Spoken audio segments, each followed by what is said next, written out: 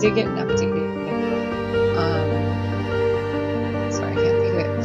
I got an updated population data for China, and as of most recent, I can find was 2017, and it was just over 1.4 billion, so it wasn't too much more. Interestingly, this is not necessarily the most densely populated area of the world. That's actually Bangladesh, which we'll talk about. It's in the next unit. But it is a very densely populated area of the world, at least where the people are located.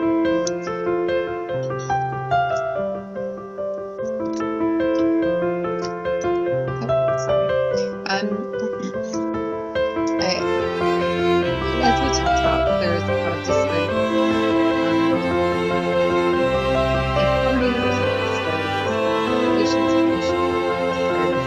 How people live as well. One of the things that we talk about is we talk about Latin America, Sub-Saharan Africa, as well, informal settlements, and basically this was largely due to urban immigration, cities for urbanization, but cities aren't prepared. China's largely taken a very proactive approach to this, but again, their attempts to prepare for urbanization have largely failed. I'll give you some examples here. So this region, China in particular, is one of the most heavily transformed areas by human activity, and for well over a millennium. Today, China is only 50% urban. Again,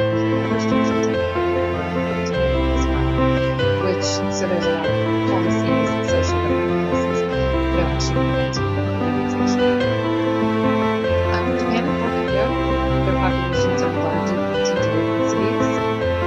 Whereas Western Taiwan is a very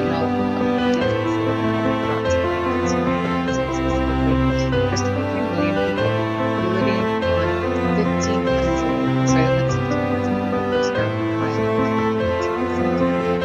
Our island. So Hawaii is quite populated. I believe our island has 467 so I don't think it's quite 500 people per square mile. So that's 3 times the density of so some population indicators. We've got here our countries. Hong Kong is also on here, which we'll talk about in geopolitics. So population, again, we know with China it's a little over 1.4 billion, so it's a little bit more than what it is over here. It's slightly larger, most likely around the same. So population, quite large population. Taiwan with 23 million, as we discussed. North Korea, not much more than that. Hong Kong, only 7 million. Population density. So Hong Kong has a very high population density. I find it interesting that the book actually includes Hong Kong in here when they don't really recognize it as necessarily part of this region formally. Rate of natural increase. So you can see for a lot of these countries, if you remember what is the rate of natural increase to replenish the population, it's 2.1. So a lot of these, Japan's actually negative, and the rest of them, the population, the rate of natural increase is not even able to maintain its population. So we should be seeing population decreases for a lot of these countries unless we are looking at immigration and other factors, which we'll talk about in a minute. Total fertility rate, pretty low. North Korea is at 2. The rest are pretty low. Percent urban, Hong Kong's at 100%, Japan at 86, South Korea at 82, Taiwan 78, North Korea is only 60, China's only 51. Again, that's largely also to where people are allowed to live.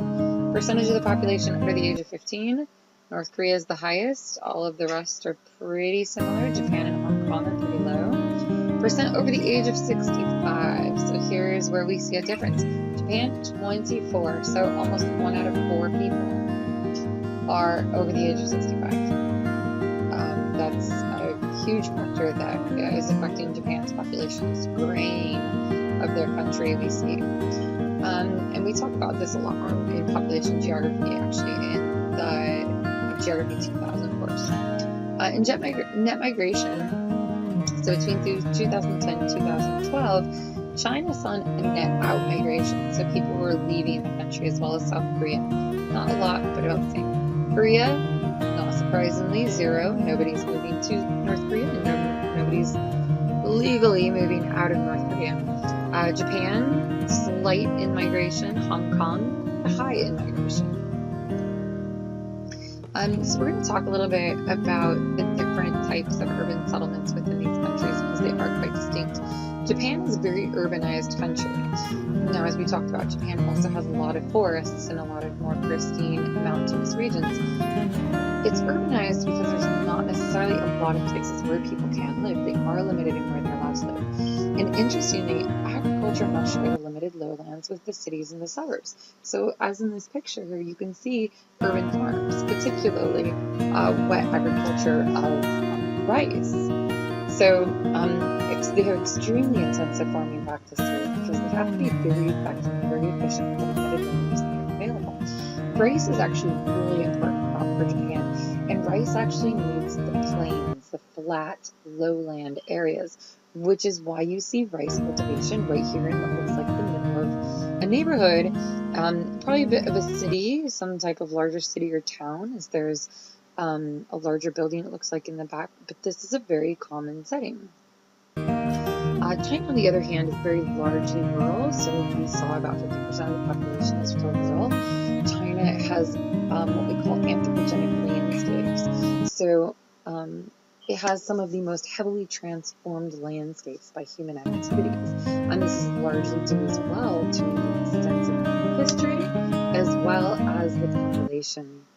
There's two main agricultural regions. In the south, rice is the predominant crop, where in the north you have wheat, millet, and sorghum. Millet and sorghum are kind of like oats. It's a grass, but they provide a grain, kind of like an oat or seed, that we would use to consume. Sorghum is also called milo. Once the only country in the region that wasn't a major food importer. So there was a time where China was largely able to produce most of the food that it needed to consume. However, this is no longer the case.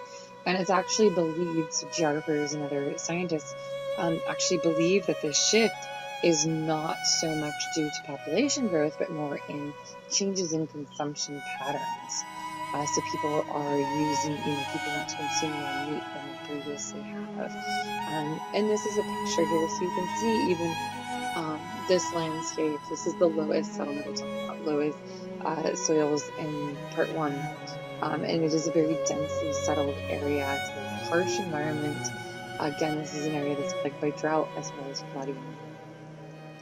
Korea is peninsula in general. North is very densely populated. South Korean agriculture is predominantly focused on rice. South Korea is actually really limited in the amount of land that they have available for agriculture as well. So they lease land in tropical global southern countries. I always find this interesting that they have specifically mixed with, let's say, like Japan. But we mostly don't necessarily assume a tropical global southern country. But they do lease land in other countries in order to be able to produce more agricultural products for the country. North Korea, because of their limited irrigation, they really can't grow much rice, so they actually rely on other crops, such as corn, for example. Taiwan is the most densely populated state in East Asia, as we saw. Hong Kong is technically not counted here. And virtually the entire population is concentrated in this narrow land area that's in the north and the west of the island. And this is largely due to the rest of the island being too mountainous to reside in. So within a global context, these largely are countries of importers. Even China now, even though we talked about these hasn't. Some of the main things that they consume that they would need to import, Japan is meat, feed, soybeans, wheat, and fish from various places in the world. South Korea largely imports food and forestry resources. China has had an interesting perspective with a lot of different regions in the world. We've talked about this a little bit, especially in Latin America. and as well as Africa, sub-Saharan Africa, where they've been heavily investing in infrastructure, farming, and different mining projects in these regions, as well as buying out debts and providing loans to a lot of countries.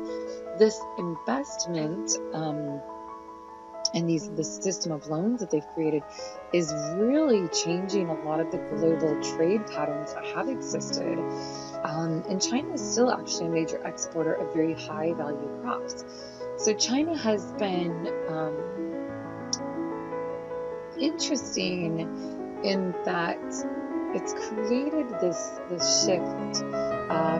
Ecuador, for example, didn't have very much to do with China, and then we had the crash of petroleum in 2013, I believe it was, and Ecuador needed funds, so they basically made deals with the Chinese government, and they sell petroleum to the Chinese government, but they've also taken up loans. So they've created this very interesting, it's very quite intelligent system of creating these relationships with other countries that I would say in many ways they're challenging us at our own games of world politics. So in East Asia in general, we've seen a major movement of Chinese people from the countryside to urban areas, although it is only 50% urban. This has been one of the largest population transfers the world has ever seen. Millions upon millions and millions. Traditional cities are clearly separated, so these are more historic cities. They're clearly separated from the countryside by walls, kind of what you'd see in some European cities, for example. And they have very geometric street designs. So they have a long-standing history of having urban planning and very strict control over how their cities are designed and how they grow.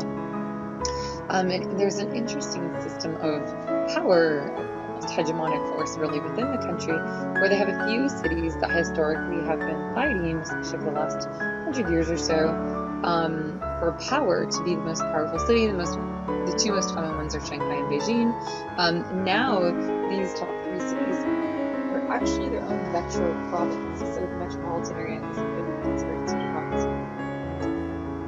Hong Kong, which is, we'll talk about geopolitics.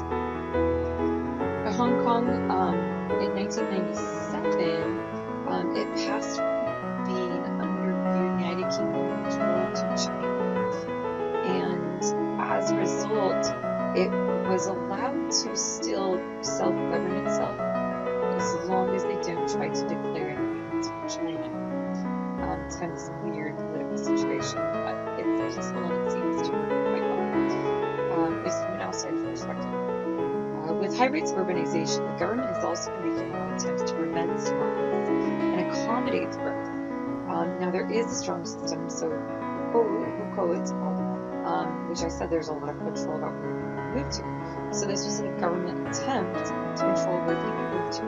So in an urban area, you actually had to register without like special registration, which then was also associated with whether or not you had permission to live in the city. You weren't actually able to access education or social services. So imagine, for example, if you wanted to go into town, would you need permission or to keep white, to keep you would need permission. You don't have permission, you can't access education, you can't access any type of other social services. One of the things government is very effectively trying to do is actually create these large cities. Unfortunately, there's ill investment, so they have over-invested in urbanization. And it's not only necessarily that they have overbuilt, but they built things that people can't afford, and people can't afford them. So many of the units are too expensive. And number two, a lot of the people actually prefer second-hand units, and they know how to afford them. So as a result, they've created this system called ghost towns. So 2014, to give you an idea, 20% of urban homes were actually vacant because people don't want to live in the cities anymore. Which is like the American school. And this has actually resulted in this massive urban sprawl, even when you see these scenes that come above where people are living there. South Korea, it's a little bit different. We actually have a case of urban primacy. If you remember, we talked about urban primacy, primate cities from Latin America. It's where you have one city, usually it's related to colonial history, but one city which is predominantly larger than the next largest city. Usually it's about 4 times as large, but it doesn't usually have to be. And it's also the central powerhouse for the nation, providing economic and political control as well. Japan, on the other hand, has seen this. I think your book kind of drives me crazy when it says it's just like, oh, this is this new phenomenon. It's called super conurbation. I can't even pronounce it. Super conurbation. It's like, okay, well, that's great. What is this new phenomenon? Remember we talked about North America and talking about the megalopolis? Same thing. So they're seeing this huge stretch, pretty much all the way from up here, which is the primary area, and then you get this secondary as well, but you can go and extend basically all the way from the east to the west. Okay, so we talked about culture and then wrap up this part. I haven't been to this region, and again, I'm relying on the book, relying on what I know from people who have been to lived on this region. These things, I wonder if there are some large organizations around. I think if you were to talk to somebody from Japan or South Korea, China, they might not agree with everything. But again, this can be a bit arbitrary. There seems to be some different specifics to as well. So anyways, what they're saying that this region shares some historically system of ideas. So there's a long-standing history of similarity across this region, whether you speak to a Japanese person whether or not you agree with this. And they believe that a lot of this is actually just a civilization. Actually, it's only about civilization.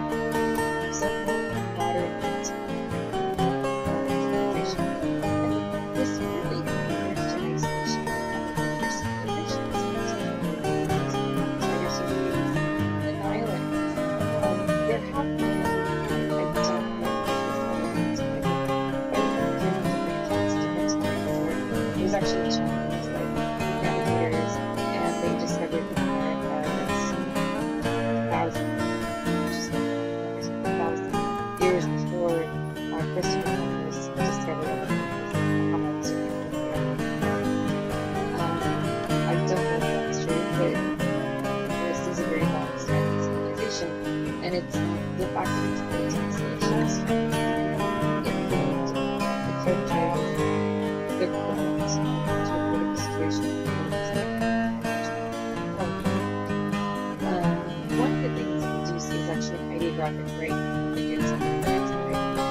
Since ideographic break is territory and not that standards, as this is something that Chinese, Japanese actually are very mutually intelligible.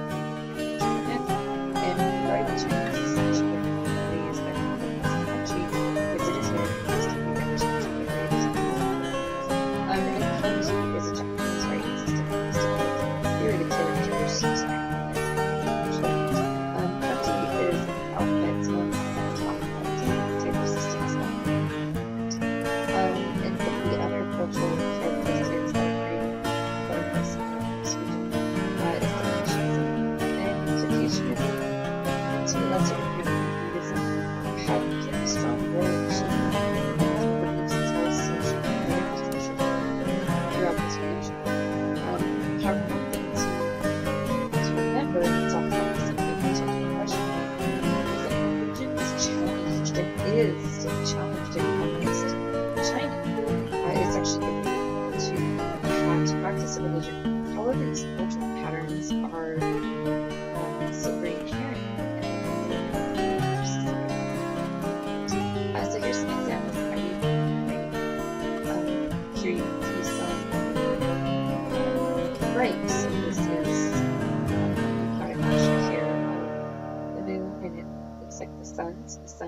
why they're named bright. Rice paddies. You've got tree, wood is 2 trees, and a forest is 3 trees. Makes sense. It's actually quite logical in many ways. If I'm not mistaken, there's more than 10,000 characters, so each character would represent a different political concept. So religion in this region, I'm going to talk about a couple of the different dominant religions, just to give you a little bit of background. Mahayana Buddhism, so we talked about Tibetan Buddhism. This is technically a different subsector of Buddhism. The basic premise is a simplified quest for nirvana, which again is enlightenment. Stresses the quest to escape an endless cycle of rebirths to finally reach union with the cosmos, so you don't go through this endless cycle of reincarnation. This form of Buddhism is actually the practice of religions. In this case, most times it's not considered religion as much as it would be considered a philosophy or religion. Many Japanese are Buddhists as Shintoists, and many Chinese are actually Buddhists as opposed to Buddhists as well. Shinto is largely associated with Japan. It's closely bound to Korea, Japan is actually. It's a very animistic set of beliefs, it's very nature-based. Religion and its connections with human existence. It's very based on nature-centered religion. Shinto, Taoism is largely associated with Japanese. It's very similar to Shinto. Stresses spiritual unity and ritual worship associated with this feng shui, which is most of you have heard about this as Chinese community systems designed in accordance with spiritual powers as opposed to so there's a lot of restrictions on how things are supposed to be decorated. There's also several minority religions, particularly Christianity and Islam. We talked about Xinjiang last week. I think it was the majority in Central Asia. However, one thing that's really distinct in this region, although we talked about Confucianism underlying a lot of the values and beliefs, this is a very secular region. It's one of the secular regions in the world. We have a separation between church and state. And then, as I mentioned, Communist China discourages, quote, religion and tradition actually promotes atheism, which is the Christian system. Language,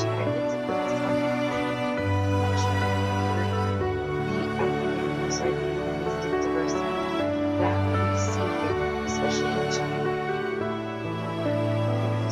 Largely thinking it's their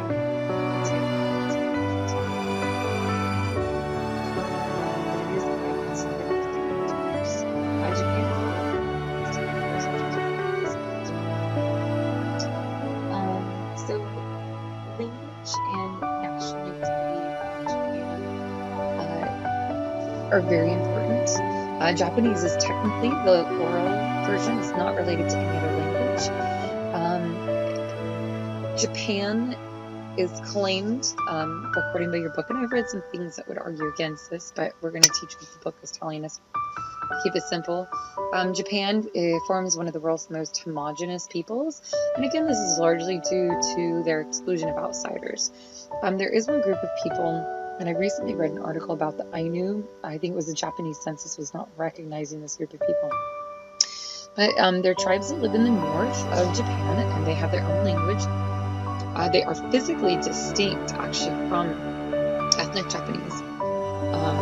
And there have been, for centuries, there has been strong competition for land. As we talked about, land is very scarce in Japan. But today there's only about 25,000 Ainu left, and their language, unfortunately, is almost extinct.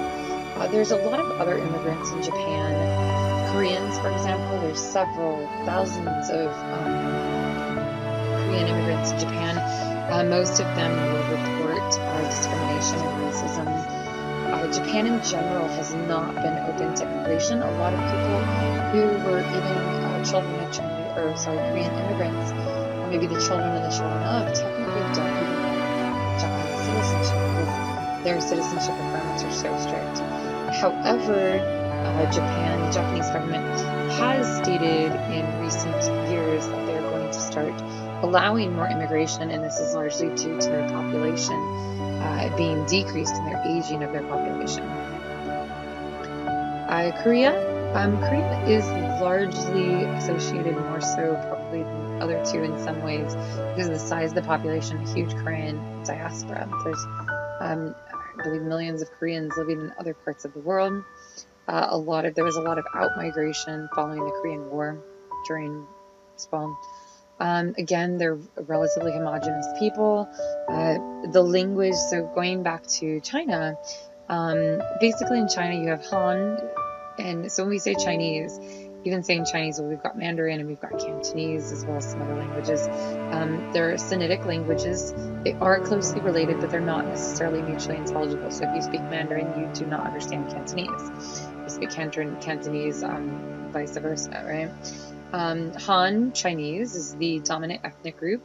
There is a lot of discrimination towards non-Han. You remember this when we talked about Central Asia last week, where there's a lot of Han Chinese immigration into different places. One of the things that's interesting about Sinitic languages, if you're not familiar, is that they're actually tonal languages. I'm going to butcher this. I'm not good at this. But basically, you can take a synonym, or a syllable like M-A, ma, and there's about 8 different ways to pronounce it. So by tonal, it changes. You can say ma, ma, ma. Sorry, again, I'm not good. But there's basically, your intonation would change. The thing is that the difference between ma might mean if I call you a ma, and I'm making this up, but I know that these are real references. If I call you a ma, I might be calling you a cow. But if I call you a ma, I might be saying you're very beautiful. So tonal languages are very challenging, especially for English speakers or people who speak Romance and Germanic languages. Interestingly enough, the Han Chinese were not the original rulers or the dominant group. It was actually the Manchus, which were a tribal group. There were about 11 million of them. And they ruled China from 1644 to 1912. Almost immediately, Manchurian, which is the language, became extinct. It's almost extinct, as everybody switched to speaking Mandarin for the most part. Taiwan is distinct as well, and we'll talk about the history of Taiwan a little bit when we get to geopolitics. There are native, not necessarily native, it's not indigenous, but there were native Taiwanese living in Taiwan, and they spoke Taiwanese. With the quote-unquote Chinese invasion of Taiwan, I believe it was in 1949, with the fall of the Chinese Party and the rise of communism. Basically, they squashed out most of the Taiwanese and started requiring everyone to speak Mandarin. Within a global context, and this will feed into what we'll talk about in part 3 with the geopolitics, this region has been very distinct in that it's largely been very insulated and it's maintained its isolation throughout the mid-1800s. All of these countries have. Japan opened up its trading ports to the west only when the United States showed up with basically war guns, with machine guns on boats saying, "We're ready to trade. Are you ready to trade with us?" They have, though, especially interestingly compared to other regions and countries, they have opened up their trading ports, but they have not opened up culture to foreign ideas. They have been very strict in this. After the defeat in World War II, globalization, this really changed the way for a lot of these countries. Japan in particular, there was a lot of invasion, a lot of restructuring, concerns about communism. So globalization really became a priority for this region, for even slightly so to China. And this was later followed by South Korea, Taiwan, and Hong Kong. But again, China has maintained a very different perspective. It wasn't until later in the 20th centuries that they actually started becoming more open to Western cultures. I believe it was even in the late 1980s in 1990s, where it was still illegal to speak English in a lot of the country. And then as well, obviously today North Korea is still closed to Western cultures. And today you'll find that without this region, cultural exchange is much more two-way. English is much more common as well. Although we have seen a definite shift where a lot of the business is going towards China, and there has been more of a shift in people actually wanting to speak and learning Chinese, and it's been much more of a benefit as well for people, businessmen as well, to speak Chinese. Okay, so we're going to go ahead and stop here. Have a great day.